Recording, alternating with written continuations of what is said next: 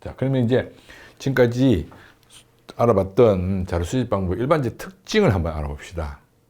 지금 이제 말로 쭉 설명했던 내용들 그렇게 했을 때 경제성을 가지고 본다면 질문지법이 다수를 대상으로 해서 시간과 비용 이런 부분이 굉장히 전략되죠. 물론 이 경제성은 문헌연구법이 압도적입니다. 그렇죠? 그래서 문헌연구법 해가지고 하나 더 넣으면 그게 2+ 이렇게 될 겁니다. 그럼 조작화 정도는 실험법이 2+죠. 질문법도 마찬가지 구주화. 조작화라는 것은 구주화와 관계가 깊습니다. 그렇죠? 참여관찰법은 구주화 힘듭니다.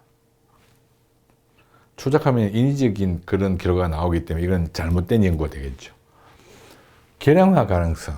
질문지법이나 실험법은 2+입니다. 그러나 나머지는 조작, 계량화가 어렵죠. 주관 개입 가능성. 질적 연구는 주관이 개입될 수 있다는 거. 자, 내 마음대로 해석해버리죠.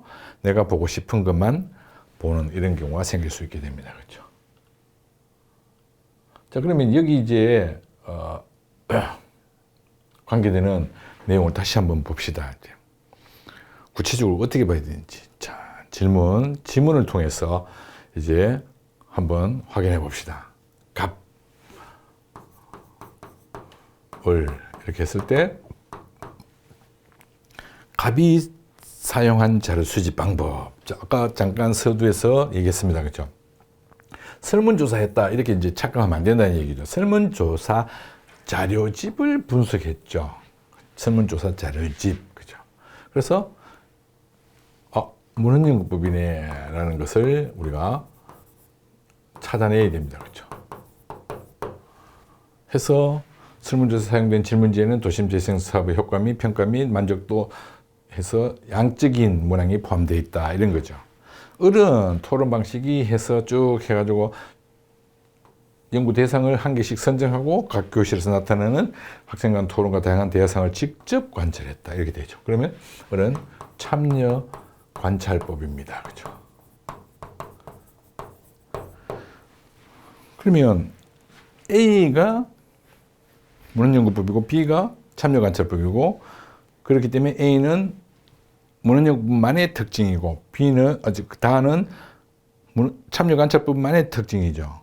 나는 문헌연구와 참여관찰법의 공통점에 해당되게 됩니다. 자, 1번. 아까 잠깐 살펴봤죠? 다수를 기존 연구 성과, 인과관계 파악, 언어적 상호작용, 인해적 통제 상황. 그러면 각각 어떤지 알아봅시다, 이제. 먼저 1번. 다수 응답자를 대상으로 실시하는데 가장 적합한 것은, 자, 요 선지의 내용은 뭐냐면은 질문지법에 해당되는 거죠. 다수 응답자. 가장 대표적인 질문지법의 특징, 장점입니다. 그런데 가는 아까 우리가 뭐라 그랬어요? 문헌연구법이죠. 그래서 가는 설문조사 결과를 분석한 것이기 때문에 문헌연구법이라는 얘기입니다. 설문조사 결과를 분석했다는 거지. 결과를 분석한. 굉장히 조심해야 될 부분이라고 볼 수 있죠. 잘못 이거를 질문지법으로 해버리면 1번이 맞는 선지가 되어버립니다. 그런데 아니죠. 문헌연구법이기 때문에.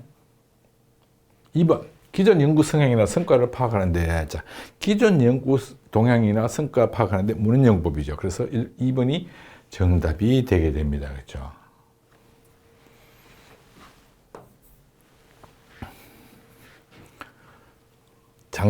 문헌연구법의 장점에 해당됩니다. 인과관계 파악을 한 것은 뭐예요? 인과관계 파악에 법칙이 유리하다. 이건 가장 대표적인 게 실험법입니다. 그래서 실험법에 대한 설명이기 때문에 나는 참여관찰법에 대한 자료 수집을 이용해서 자료 수집했죠. 그런데 지금 나오는 것은 실험법.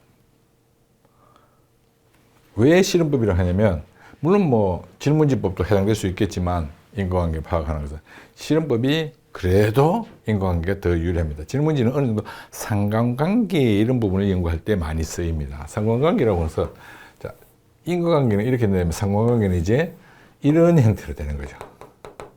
이렇게.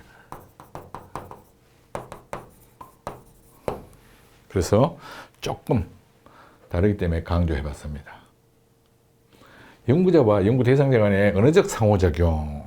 언어적 상호작용, 나는 이제 공통점을 묻는 거죠. 자, 아까 3번 선지도 이제 공통점이라고 할 수 있습니다. 그죠? 그러면 공통점으로 들어가는 것은 만약에 우리가 A가 B가 이렇게 했을 때 A와 B가 질문지법하고 실험법하고 나왔으면 맞는 선지가 되겠죠. 그런데 문헌연구가 참여관찰법이 나왔죠. 그렇기 때문에 해당 사항 없었던 것처럼 나도 마찬가지. 그러면 이제 언어적 상호작용이 필수적이다 이러면 면접법, 그 다음 질문지법 이렇게 되겠죠. 그죠? 얘는 문자라고 하는 것하고 얘는 음성을 사용해서 이렇게 되는 겁니다. 그렇게 해서 자료 수집하는 거죠. 근데 지금 다르죠. 그렇죠. A는 문헌연구법, B는 참여관찰법 이렇게 되기 때문에 해당 사항 없는 내용입니다. 인위적으로 통제된 상황. 인위적으로 통제된 상황은 실험법에 해당되는 특징입니다. 그래서 다는 참여관찰법만의 설명을 놓아야 되는데 실험법의 특징에 대한 설명이기 때문에 틀렸습니다.